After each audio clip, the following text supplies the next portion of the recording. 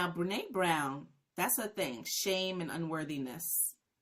And when I first encountered her, I was like, they felt so foreign and not applicable to me. I was like, what is she talking about? Shame? I don't feel shameful. Shame and unworthiness. What is she talking about?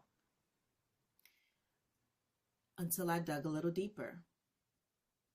For example, many of us from, the hood, I'm going to just call it like it is, the hood, right? We be growing up too fast. We be growing up real fast.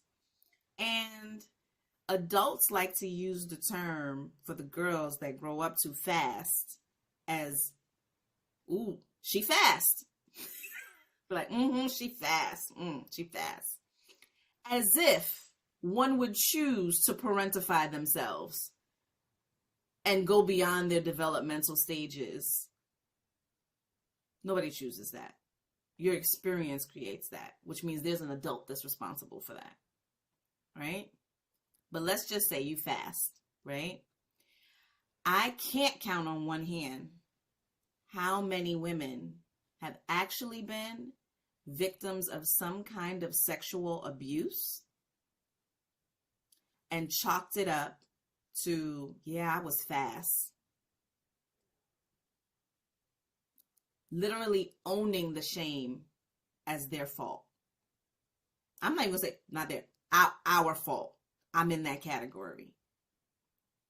And it wasn't until I really started to look at my past trauma through the eyes of a healed adult that I was able to see how I had been holding on to shame for things that were not mine. Were not mine. And then I was like, oh, BB, Brene Brown, that's what you be talking about. That's the shame you talking about. It's the stuff that's buried like deep. It's not the shame on top. And so self-love for me and for many of us who have had either chronic stress and trauma or even just acute, a big bang happened, right, in your life.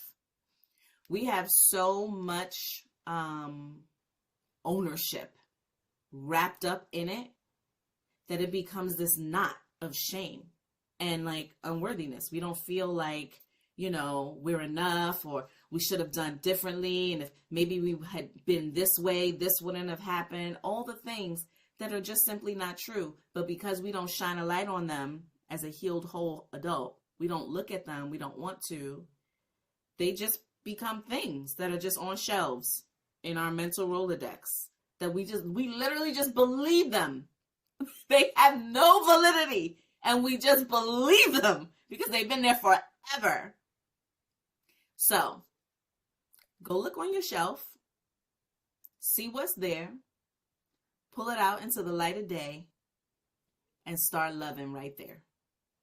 Loving yourself for the little girl you were in the environment, in the situation, and with the people you were with. And the little girl could have been a young adult, right?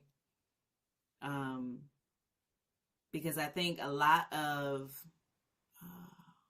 the views we hold and the beliefs we have about ourselves, they began through the enculturation process of childhood. And we just solidified them and confirmed them over time through having a bias, looking for the thing to confirm the thing we believe. And so just going back to where you've come from, right? If you're wondering why you can't accept yourself, or why you always striving to produce, why you think you have to be the best at something, go back. Go back and see if you can find the origin point or points and start loving that person right there. Some people call that reparenting. Turning love, kindness, and the wisdom of wanting peace for yourself towards your pain and feeling not enough. And so through this mindful practice, there's the psychological exercise of going back and digging in. But then through mindfulness practice, there's this understanding that it all is still mind, whether it was the mind of a child or the mind of an adult. And that you can step out of, you don't have to be entangled up in the thing. You can just acknowledge what was there and love yourself for being a person that has that thing. It's a very different concept. It's not like loving yourself because you had to go through it. It's loving yourself because you're a person, and all people go through these things, and you are not the thing. And oh wow, dear one, Lexi Love, Boo Boo, it must be hard being a person that had to go through a thing like that and now digging up the stuff to deal with it. Like, girl, you all right. You all right. You know, it's a holding love. It's a holding ourselves while we hold our experience.